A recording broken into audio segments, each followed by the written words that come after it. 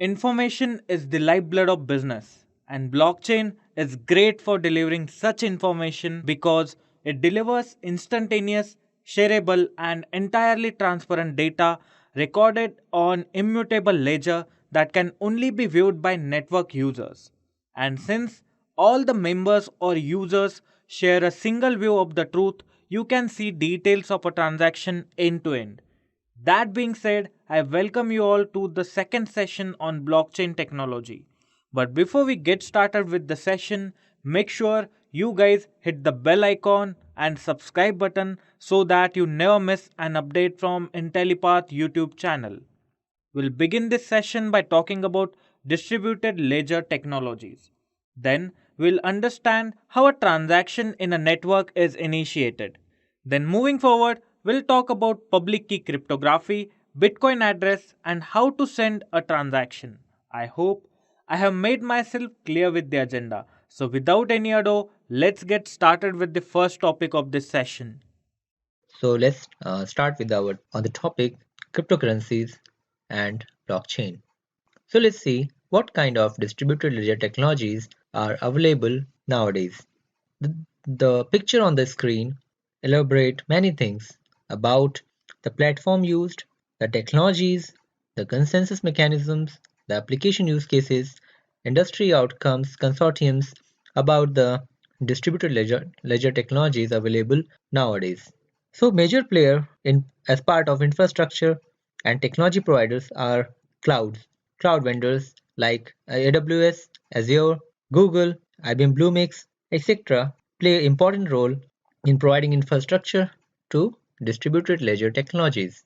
Then they are needed to run blockchain infrastructure, providing sufficient and good amount of resources to run your blockchain transactions with a good speed and high accuracy.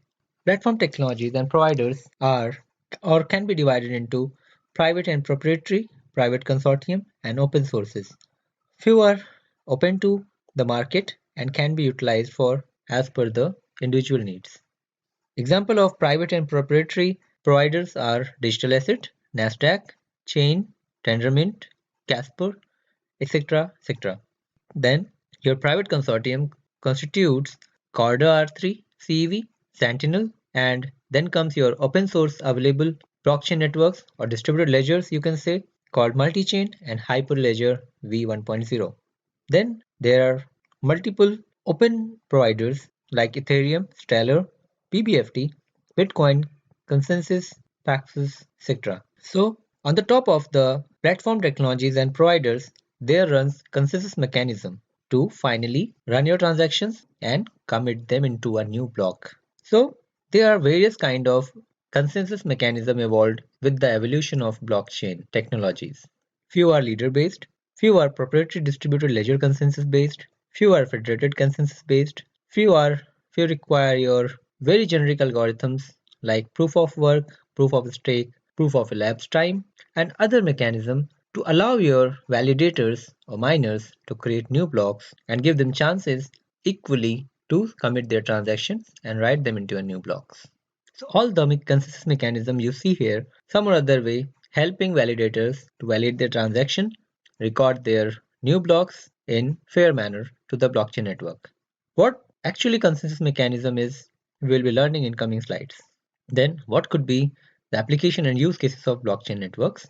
You can use them in trading finances, cross-border payments, commercial paper trading, digital identities, asset security tracking, document digitization, accounting and assurances, cryptocurrencies, tokenization, swap reporting, smart contracts, blah blah blah. So there are ample of use cases where people are doing their blockchain involvements and writing their programs to use them to use their use cases in blockchain network that can inherit all the said features of blockchain. There are various industry consortiums supporting this all development. One is Hyperledger V1.0, there is R3CEV, PTDL Group. These are some example of consortiums supporting this whole development and taking the blockchain to the industries and other required destinations. Now, let's discuss about transaction in distributed network. How a transaction happens. So, suppose James wants to transfer some money to his friend Kevin. How it will go now?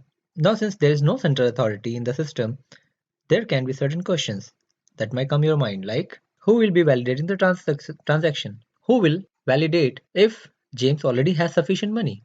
If during the transaction on the fly, the money was not lost, the transaction initiated was from James only, there should not be any chance of repudiation. When Kevin receives the money, it actually received the money. He cannot repudiate that he did not receive the money. So how these kind of scenario you're going to manage in distributed transactions? So as we already told, the term that consensus, and you can simply say the validation algorithms help maintaining the consistency and the validity of any transaction that are happening inside a distributed network. So when James start any transaction to send money to Kevin, it goes through various validator nodes. They see, they run the logic and check the recipient and sender's address using their public key or other methods available, that the sender is genuine, he has the required balance, and the recipient where the money is going to is existing in the network and is able to receive the money successfully. Also, there is no any duplicacy or loss of transaction while or before committing it inside the network. And while committing all these transactions and validating them, each participant will record the transactions once it is successfully published inside the network. So whenever you go to a blockchain network and validate or audit the ledgers, you will find same copy of information stored at every node. And if any node differs from other nodes inside the network, then it will not be allowed to be part of the network anymore until it recovers and becomes in sync with the other nodes. Now there will be certain questions in your mind. How to verify from where the transaction is initiated and what to and to whom it is sent. How is the transaction faster than the present system? Who validates the transaction as there is no central authority? And how is currency generated? There is no one funding the network. So how the new currencies are generated and how people are increasing their balances. So to satisfy your curiosities, first let's see how a transaction is initiated in a distributed network. Every participant in the network has their two pieces of information called public and private key. And those who are aware of public and private key know well that these are root items or root contributors of any cryptography mechanism or system. So while sending the money, James will encrypt or sign the information that he is paying money to $500 to Kevin, will encrypt the information and sign it using his private key.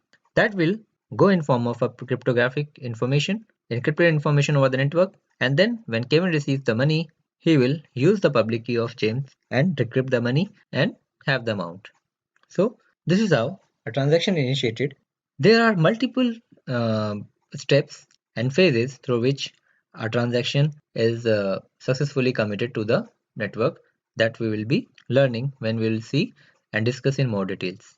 So just because we are discussing about cryptography and public and private key, I will just like to elaborate here on public key cryptography mechanisms that we use and that those have become industry standard nowadays to keep our information secure over the open internet, because everything is online and we and programmers are continuously starving to derive day to day in even day, on daily basis they are continuously fighting and trying to derive new technologies that can cryptographic technologies that can help keeping your information more secure, because hackers again trying to break your network and use your information without your authority, and they again try to weaken the network and weaken the security system of any organization for their own benefits and own needs.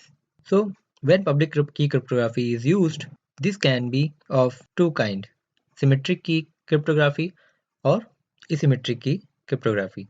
So symmetric cryptography is not very much secure. So everyone uses asymmetric key, where you will be given where every user will be given two keys, pair of keys in terms of private and public key. So out of the both keys, one is purposely kept private, the other is provided to the other parties, and that is called public. If you use private key to encrypt the information, then public key can be used to decrypt it. So if you use the public key to encrypt, then you can use private key to decrypt, vice versa. Because two different keys are used for encryption and decryption, this is called asymmetric key in algorithm.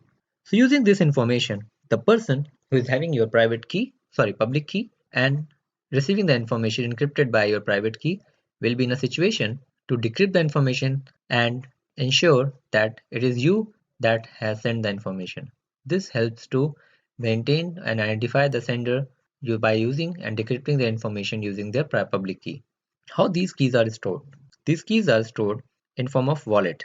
These wallets could be a folder on your system, on your drive, online, or maybe a flat file you are storing the details. So wallets could be of multiple types for storing the keys used for the encryption and decryption. So every user or every node in a blockchain network will have their own wallet to store their keys, called key store. And this is not with the blockchain only. This is true for all cases where encryption and decryption are used. Your SSL, your TSL, your digital signatures, your Kerberos mechanisms, everywhere you need a wallet to store your keys called key store. So Bitcoin addresses and wallet. How Bitcoin addresses are maintained along with the wallet. So an identifier of 26 to 35 alphanumeric characters beginning with the number 1 or 3 represents a possible destination for a Bitcoin payment.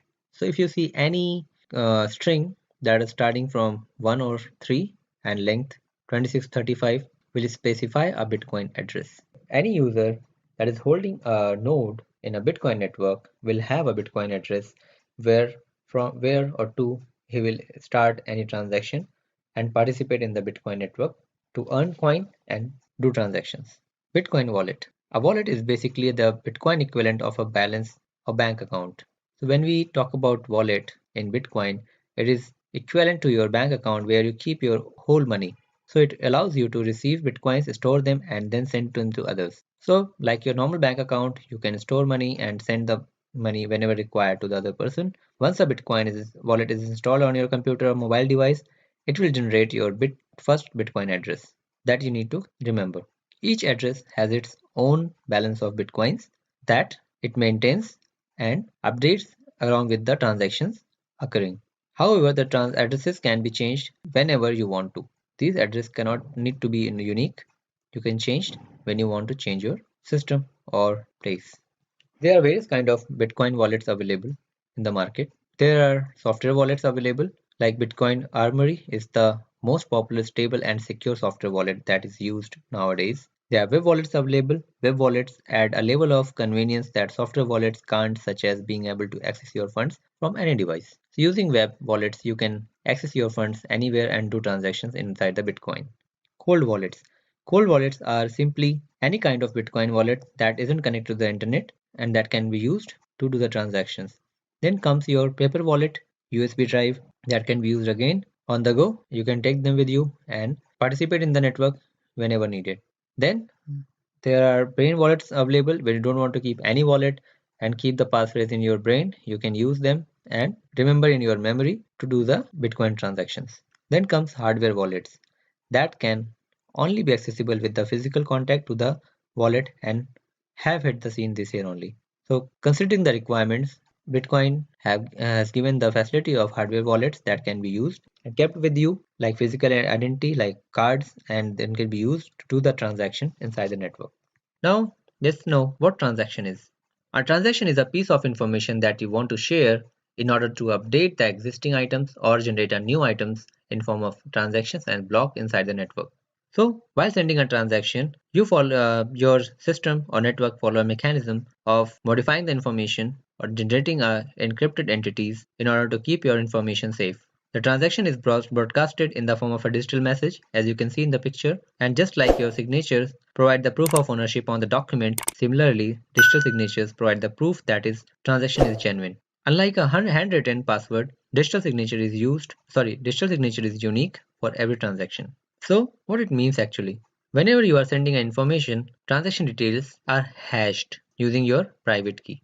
And these are treated as a signed message authorized by you and sent over the network. The recipient knows your public key, gets your message, uses your public key and decrypts it further to get the hash value of the data information sent over the network. Now this hash value is regenerated at the receiver end using your key and checked if it is same for the data or hash value that you already sent with your information. So this is how sender and receiver maintains the integrity of message by hashing the data they are sending over the network, by signing with their private and deciphering with public key, and then guaranteeing the information by using the hash of information. Because has the property that for any certain given string, it will always generate a unique value that can never be changed until provided string is changed.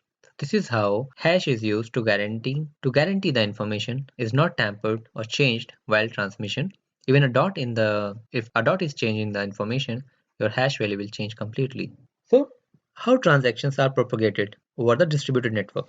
How are the transactions are faster than the present system inside distributed ones? What happens when you do transaction in current system? You may be connected at a significant distance with your recipient. So the network delay will cause the whole delay on your transaction, and that can be a significant amount of time. But when you transact in a distributed network, in a distributed architecture, transaction is transmitted peer to peer. Transmission of the transaction across the network takes around 1 and 2 seconds only. So every peer node helps you propagating the transaction over the whole network and collectively help passing the information to each and every node inside the network so that every node has updated information inside the ledger. This way, information travel faster than the current existing system. For example, take a scenario where a node in the network finds a transaction that Kevin pays 5 coin to James. So now what it does, it passes that information to the very nearby B and C nodes that are connected to it. Now, B and C will pass the information further to other nodes that are connected to it directly. And similarly, other nodes will do until all nodes are covered. Hence, this way it is faster and cost efficient as there is no middleman and the propagation takes lesser time than the existing system. Now, when a transaction is submitted, who takes the responsibility of validation of the transaction because there is no middleman? So now the question will arise in your mind. When there's no middleman, there's no authority to validate your transactions, how transactions are being committed in the blockchain. Who will take the responsibility? Or if there's no one, how developers or blockchainers are writing the codes to make it automatically done? Let's see. There are some special nodes in the network who verify the transactions and maintain the ledgers. They are called miners. So miners are basically responsible for keeping your data validated before recording into them in a new block. So these validators helps creating new blocks based on all the conditions met as per the logic written. So they also helps to find good transactions and bad transactions. They remove immediately whenever they find a transaction is bad and not following the standard. Since there are multiple nodes participating inside a network, there will be multiple transactions to be validated every time. So what validators do, they keep checking for the transactions, they group them in the new block and then validate all the transactions and then try to generate a new block and put it into the network, and that increases every time they do, that increases the length of the blockchain by one block. So when you write logic for your blockchain validation, new block validation, you need to be careful that it should include all logics that you want your validators to perform during the validation check automatically. So your algorithm or your code should be smart enough to do this all without any human or physical intervention. So miners are what miners are called. Miners are special nodes which hold the copy of the ledger and verify the transaction happening in the network. Using state-of-art cryptographic algorithm, miners validate the transaction across the network. They are responsible for creating and committing new blocks in the existing blockchain. In order for our digital monetary system to work, the miners must be able to confirm that the originator of the transaction possesses the fund being transferred. The originator of the transaction has obtained the funds by one of the means commonly recognized as valid. So they perform all the required check. If this is a financial transaction, they are responsible to validate if the request is coming from a genuine node, which is actually part of the network. And how they do? They use a public key to validate the sender. Same way that they do for the recipient if the recipient exists by using the information shared by the each node inside the network. So They also inquire about the funds that to be transferred, that they are sufficient and available in the wallet of the sender node. Once they find all situations satisfactory, they run to create a new block inside the network. Verification. How to verify whether transaction is initiated and to whom it is sent. So, as already told, that digital signature is used in transaction verification. Every node that is initiating the transaction uses his private key to encrypt the information he is sending over the network, and that information majorly includes the details of the transaction, what he is doing, to whom he is, if he is sending a money or bitcoins, to whom he is sending, and that those all information are kept in a in form of data, and that is being signed by the sender with his private key to make a digitally signed signature. Then this information is propagated from the sender node to other peer nodes, and then the validators use the public key of the sender James, say, to decrypt the information and defy if it is being sent from James only. This way, they authenticate the transaction and the sender and recipient of the corresponding transactions. So, once transaction is validated, how it is stored onto the network? Let's see. Once the transaction is verified, it is stored in a shared ledger across the network. How it does that? It keeps appending the informations to the existing network in the form of blocks. And if you see from the figure, each node should have same copy of the information, and any node that is having different information and not concurrent with the existing blocks nodes will be removed from the network. So each block of information is appended and replicated across each node inside the distributed ledger. Here in the example you can see James, there are three transactions. James sends $5 to Kevin, and that is be recorded in the ledger of each node for James, Kevin, Robert and Paul. Then Kevin transferred $3 to Paul. That is also you can see recorded, and then similarly other transactions will also be recorded in each ledger, or you can say nodes ledger. Now, ordering of transactions. Since transactions are passed from node to node, there is no guarantee that the order in which you receive them represents the order in which they are created. Quite possible, because there are multiple nodes participating in the blockchain, and there may be any number of nodes initiating the transaction in the network. Then no one can guarantee that they are maintaining the order while being received by the validators without creating a strong logic. To agree about the transactions order is a challenge in a decentralized system. Therefore, the cryptocurrency system orders transactions by placing them in groups called blocks and then links them in a chain. How they do it? They group the transactions on the basis of their timestamp of generation in a group. They call it a block, and then they create a new block and commit it into the blockchain network. So since we know now how transaction is initiated, how it is recorded, validated, and then stored in each node's register, we need to understand how miners group the transaction into a block and how they commit them into the existing blockchain. From the figure, you can see that there are multiple unconfirmed transactions.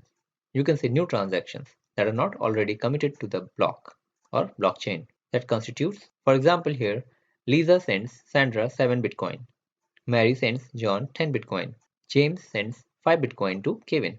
Now, there comes a validator node which picks all these transactions in a group. He writes a block like you can see here, and then they form a new block with the information of previous block, creating the new ID for this current block, and then start committing them into the Bitcoin network.